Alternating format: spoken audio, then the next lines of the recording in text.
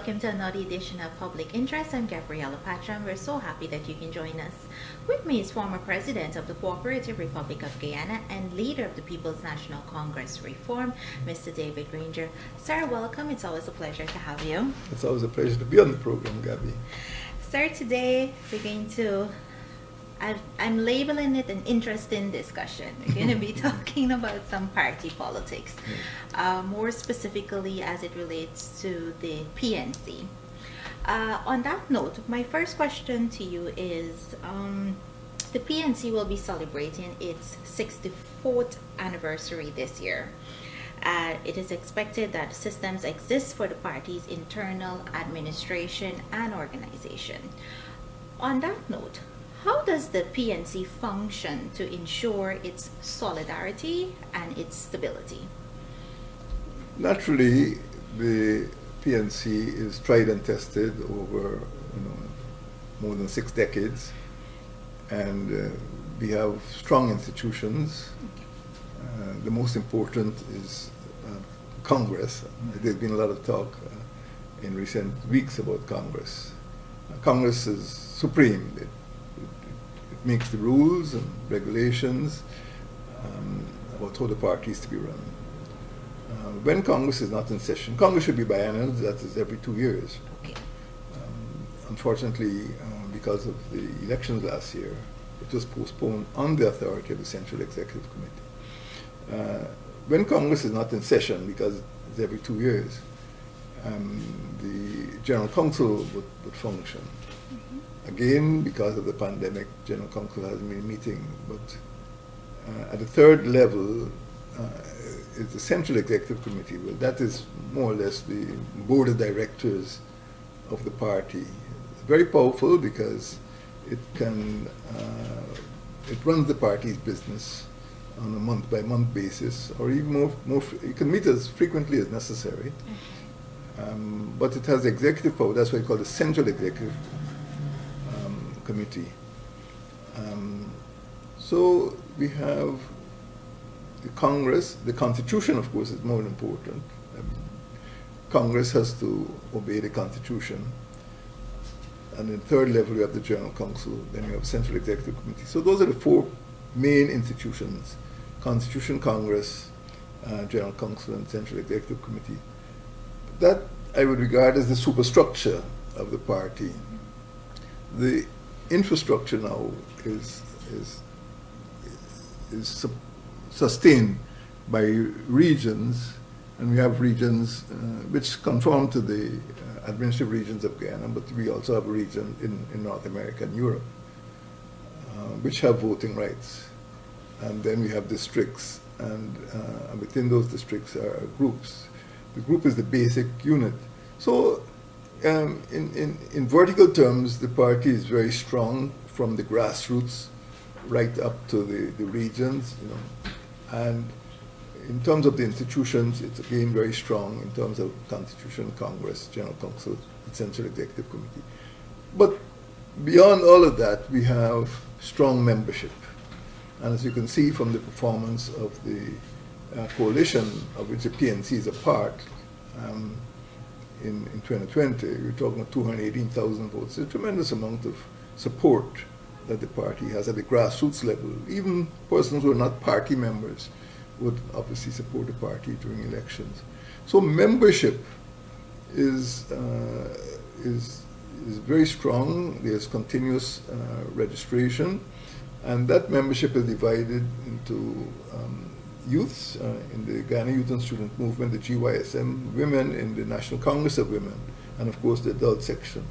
So all in all, the party functions a complex machine, but even beyond the structure, the infrastructure and the superstructure, you have people who believe in the ideas, the ideology of the party.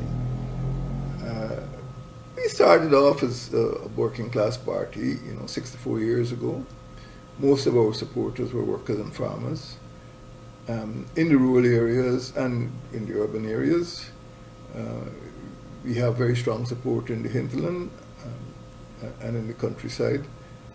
And I would say that there are they're inspired or encouraged by an ideology which puts people first.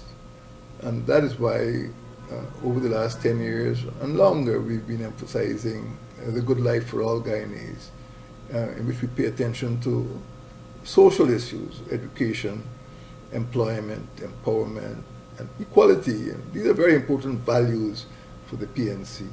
So that is how that's how the party functions. And many people don't understand that. They think the PNC is just one mass of members, but it's a very complex organization which requires careful management.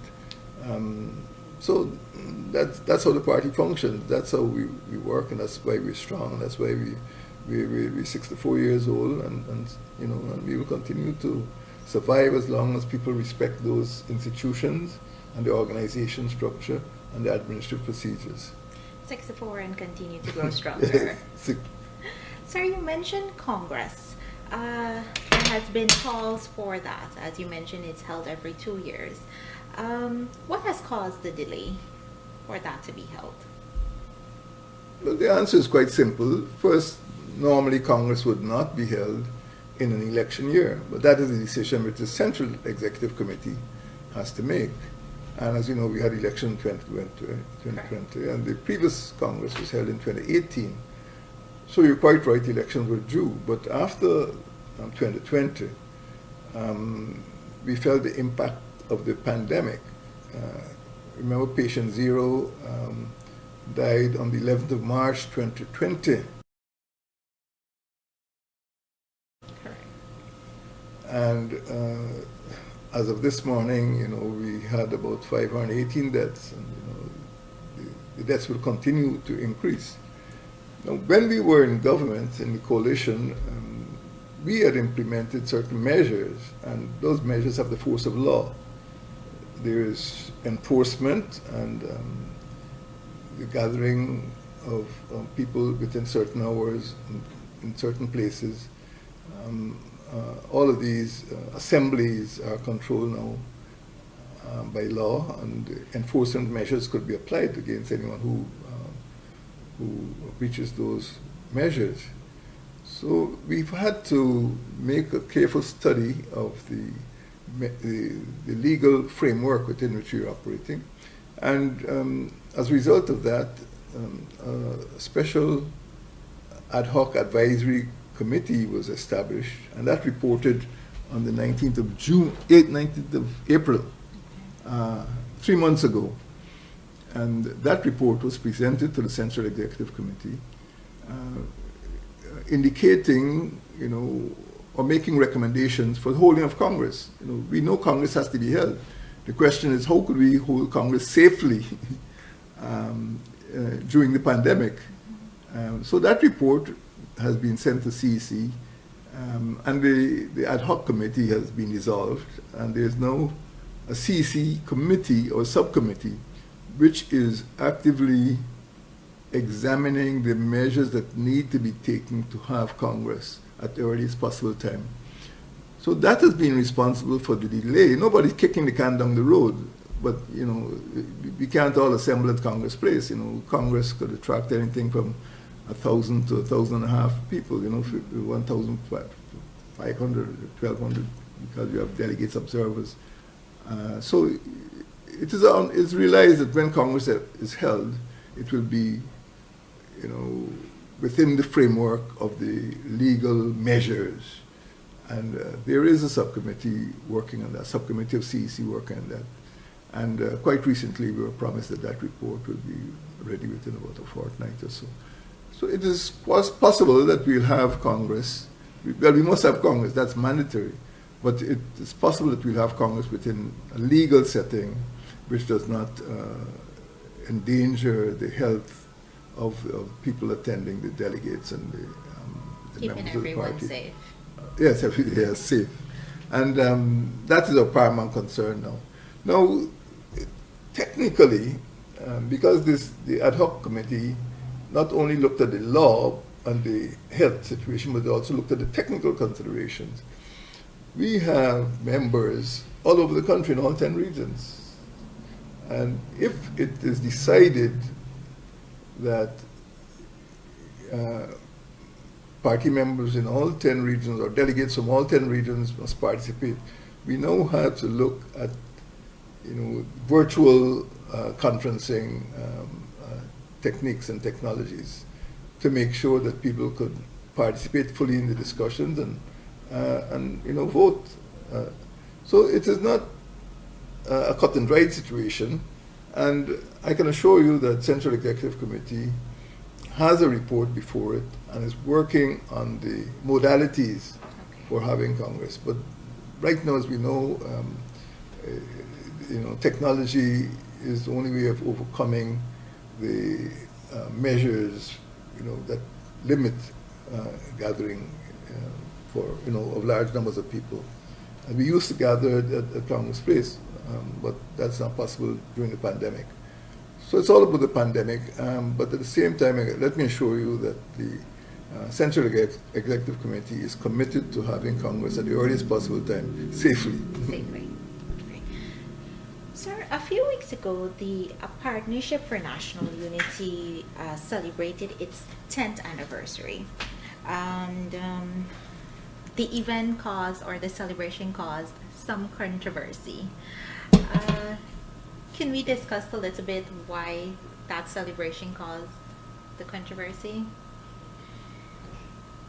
The controversy, which seems to be a media event, I think might have been based on some misunderstanding. Okay. It is well known that APNU, and we must separate the partnership from the coalition. APNU was established 10 years ago in 2011. So the anniversary was well known, it was anticipated, and we had planned to mark that 10th anniversary because it's the longest serving partnership. We've been together for 10 years. Now, soon after the elections last year, two partners withdrew, the Working People's Alliance and the Justice for All Party. And the vacancies were not filled. Well, it's not that we have a fixed number of partners, but two other persons, Ms. Tabitha Sarabohali, who had been the chairman of the Working People's Alliance and had served as a minister in the coalition, formed a party called the Guyana Nation Builders Movement. And Mr. Jaipal Sharma, who was also a minister in the coalition government, and he'd been with us from 2012, from the 10th Parliament. So he's well known, and he's a very strong working minister. He's not a slouch. So both Ms. Sarabohali and Mr. Sharma submitted applications to the Executive Council of Partnership for National Unity. Now, the PNC is part of APNU, not the other way around. The APNU is not part of the PNC. And APNU Executive Council met, I think it was in June, the 11th of June, and examined the applications and accepted them. So by the time CEC met, the APNU EXCO, made up of GAP, the Guyana Action Party, National Front Alliance, and the PNC, and I was present as the leader of the PNC, came to that decision. Unfortunately, the chairman of the PNC had a clash on that morning and didn't attend. But the presentations were put to the meeting, to the council, and they were accepted. So as of the 11th of June, the Guyana Nation Builders Movement and the Equal Rights and Justice Party had become members of APNU. Later on, the matter, well, of course, it was publicly announced. It was reported to the, by me, it was reported to the Central Executive Committee. And there seemed to be some frenzy in the media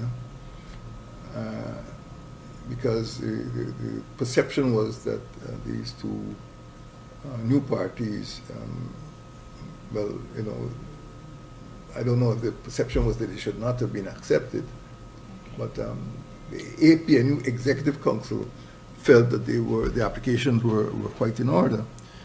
The fact is that these two leaders were members of the coalition, and they served as ministers.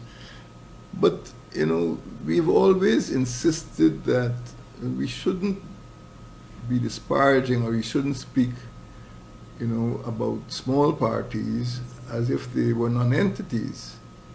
And we respect them, and I do feel that both parties will be able to bring constituents into the partnership.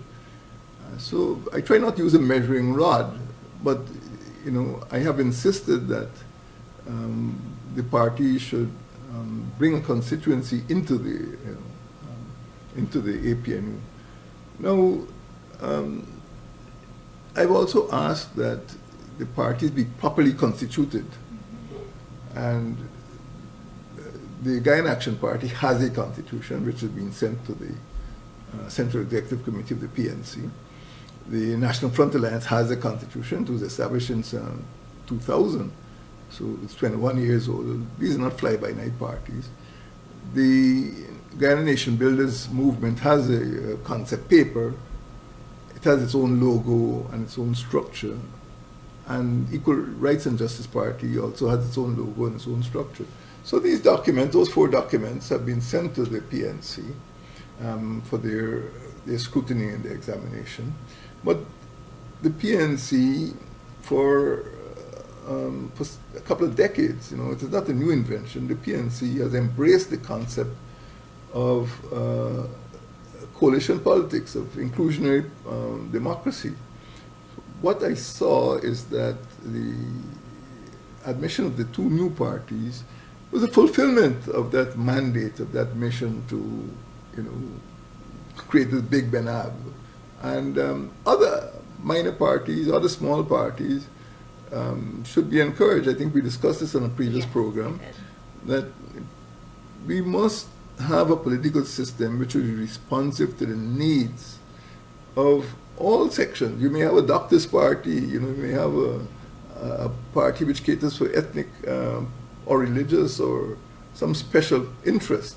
There's nothing wrong with any group of persons forming a political party, and there's nothing wrong with any party, regardless of size, seeking to join a partnership for national unity, as long as it adheres to and it shares the core values of the APNU, and those core values have been clearly hammered out. Sir, my next question is, society has been divided that you should have returned to Parliament, and some are saying that you made the right decision to have this young cohort in Parliament. This decision came after the announcement of the general and regional elections results last year. What was your motivation behind that decision? When a party goes into government, as we did between 2015 and 2020, the most senior members of the party ended up, or normally end up as the most senior members of the government. The party leader is president, the party chairman is minister of public health, the party vice chairman is minister of social protection, party treasurer is minister of community. So the party loses the hands-on day-to-day attention of its most senior members. And there needs to be a balance. You have to run the government, but at the same time you have to run the party. At this particular time, by August last year, I felt that I needed to pay attention to the elements, the grassroots, the mechanics of the party, organization, administration. And I felt that I could better serve the party as leader from Congress Place than in Parliament. So that was responsible for the original decision. Second, at the beginning of last year, I announced a decade of development, 2020 to 2029. And again, even though we're not in office now as a coalition, we are still committed to the ideals and the objectives of that framework development policy between 2020 and 2029. And we felt that the people who should lead that developmental thrust should be able to see the entire program through over the next decade. Now, in terms of age, the cohort of people who entered the Parliament on behalf of APNU plus AFC has an average age of only 42 years. I mean, and the PNC members exactly balanced in terms of gender, 50% women, 50% males. So this cohort, with an average age of only 42 years, in 10 years' time, at the end of this decade of development, will only be 52, But many of the persons who were withdrawn had an average age of in the mid-60s. So by the end of the decade, they would have been in the 70s. No, nothing is wrong. I mean, I'm in 70, but I led from the front. I chose to withdraw from the National Assembly. So what you have now is a young cohort, balanced in terms of gender, which is capable of moving the development. Parliament is not, a sort of rest home. It is a hard-working institution. So it was policy-driven. The decision for me my decision not to return to Parliament was driven by a policy, my vision for the next 10 years. Well, that is the way it was, and I felt that, we had to emphasize the core values that we had spoken about, the geographical spread. We've got people from, the far north in Region 1, which is the northernmost region, to the south in Region 9 and Region 10. So I think it's well balanced, and I think the new cohort has hit the ground running and is doing well. They're intelligent people. There's a higher level of tertiary education among them. I think all of them have tertiary qualifications, and they're younger, and I am quite impressed with their performance in the Parliament. They've been very active in the regions. So that is the reason why I did not go back, and that's the reason why we had to make the change. I had to, as representative of the list, I had to make a decision, and some of the persons who were withdrawn had already served, 15 or 20 years. Okay. The question is, how long do you serve? This is not the United States Senate or some other country. Here you have a young population. People always boast about what percentage of the population is under 50 or under 60. And this is a fulfillment of that obligation to respect gender and to respect youth. And as I said, most of the persons who did not go back have served over 15 years, 15 or thereabouts, 15 years, in some cases more than that. And, we have given way to younger people. And that is the way the country, it happens in the PPP, it happens throughout history. You don't keep people there until they die. People must be prepared to serve, and having served, mentor a new generation of parliamentarians, and this is what we're aiming at. And I'm very confident that as we go through this decade of development, we'll have a core of young leaders. The party could be proud of, the partnership could be proud of, and the coalition will be stronger because of that. Mr. Granger, public commentary has arisen about the PNC's internal affairs since the declaration of the elections results last year. What has caused this uncommon commentary? Well, it is uncommon. Well, maybe I shouldn't say it's uncommon, because people always comment on political affairs.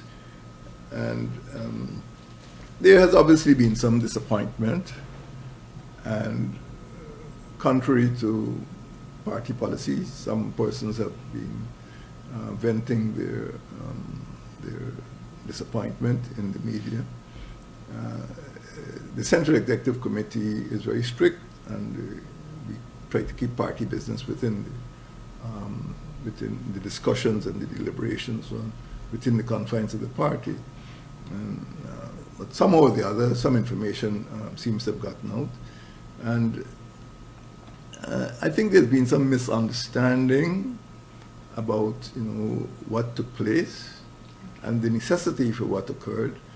And sometimes you have, particularly with social media, it is difficult to prevent, fake news from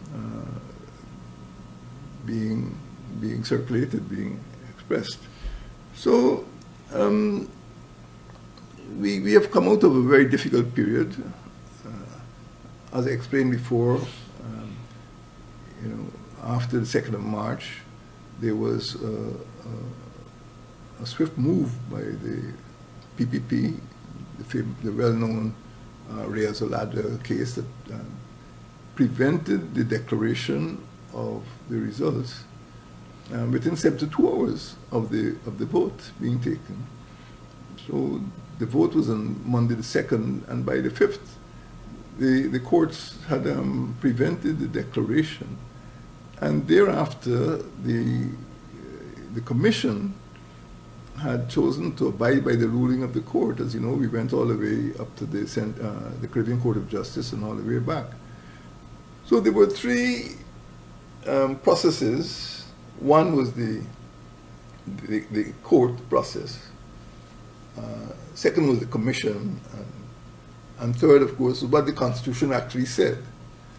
And maybe some commentators did not understand the complexity of what was taking place in the courts, or the necessity for reliance on the Election Commission to make the final declaration. There was only one declaration.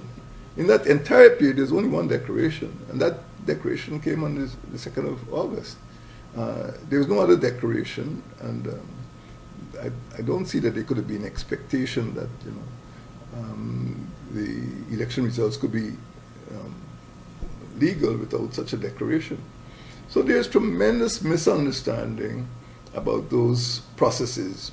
The courts, what the Constitution called for, and what the Commission was bent on doing.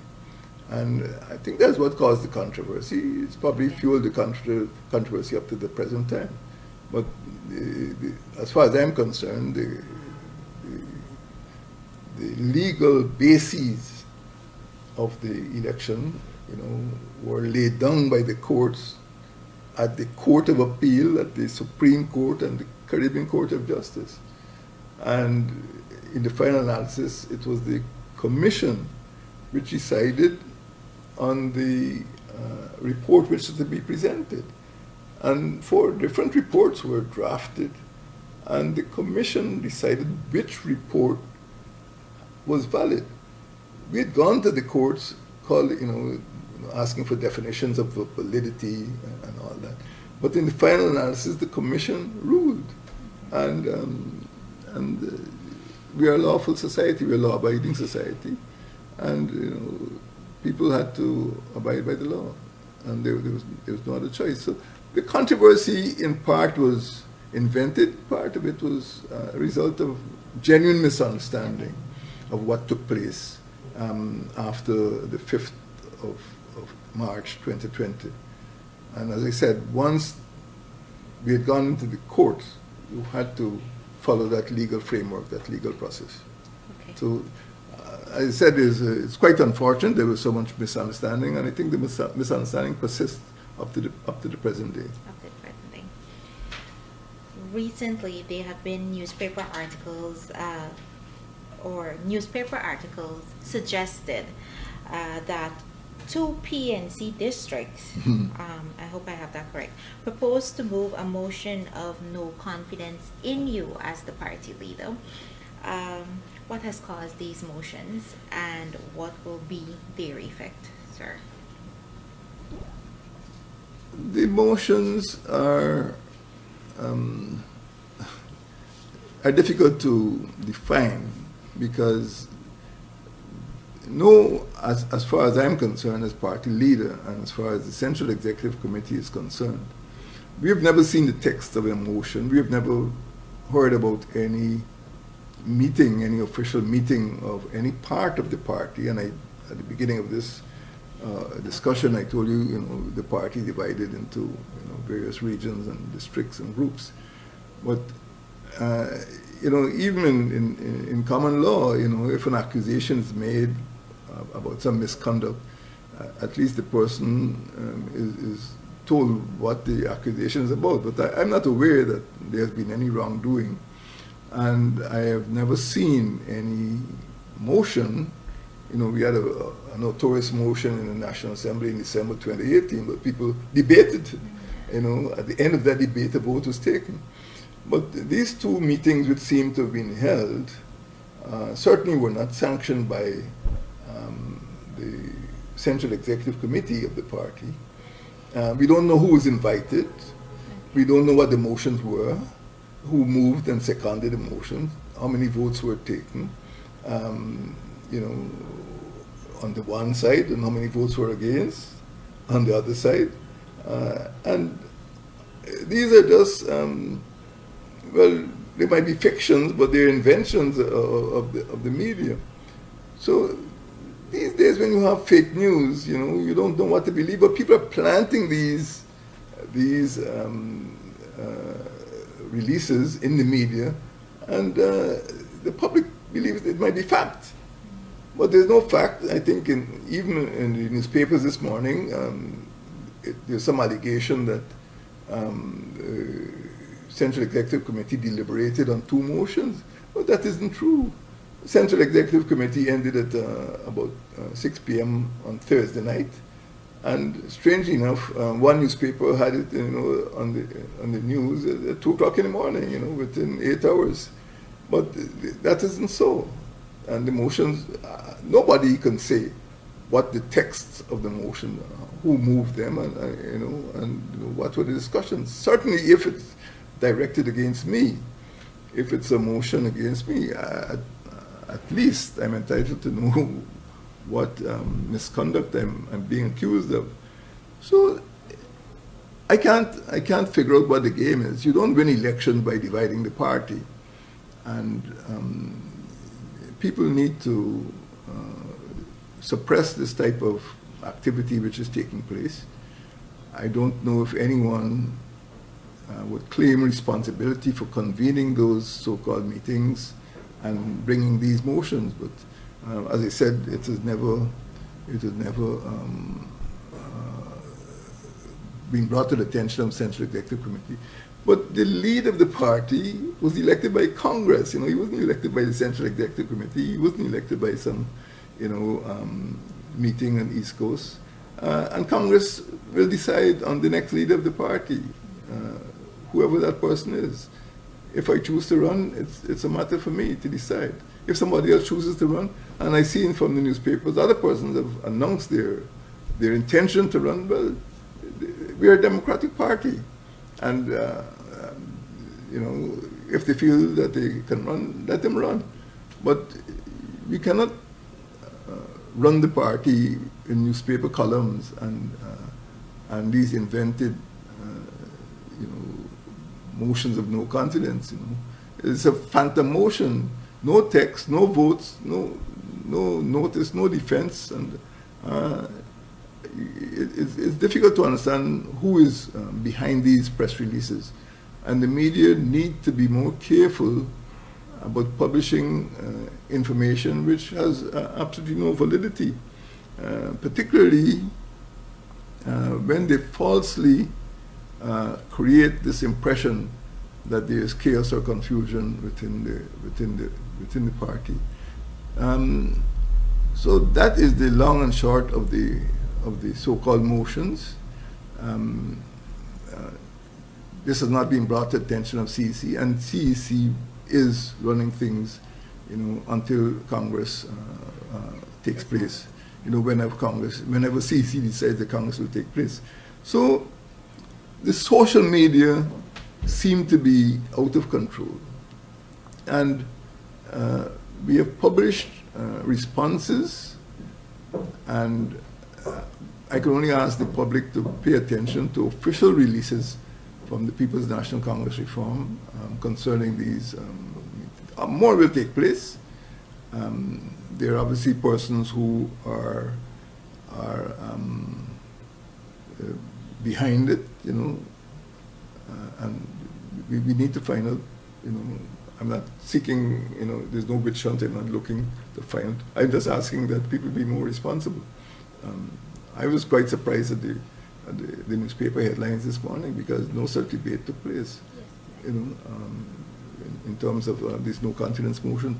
So it seems to be some invention by persons who are actually harming the People's National Congress. And this is not going to strengthen the party in any way. I don't know if the persons behind it feel it will make them more popular by creating this illusion that there is some tsunami of anger at the leader of the party. But I don't want to go back in history, but I think we all know that the previous party leaders in the PNC have been subject to similar attacks in the media.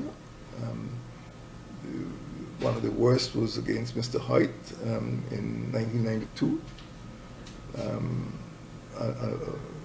One member of the party actually broke off and set up a new party. Similarly, with the third party leader, people broke off and formed the Alliance for Change. And even Mr. Burnham had issues with the General Secretary at that time, who broke off and eventually formed the Working People's Alliance. So it is something to be condemned. I don't feel that it is in any way going to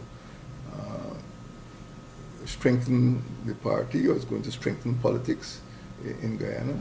And in my reading of PNC political history, those insurgencies have done a lot of damage. Right now, I don't discount the fact that there might be some opposition to me, but there is a legal framework. Congress will be held, and persons who are interested in competing for the leadership of the party, as long as they comply with the requirements, are free to compete. So let us keep it clean, let us keep it constitutional, and let the party continue to discharge its responsibility to those 218,000 people who voted for the party as part of the coalition in 2020. As you said, the party is 64 years old this year, and we have been fortified over the last 6 decades or so by our constitution, by our congresses, by our general council and our CC.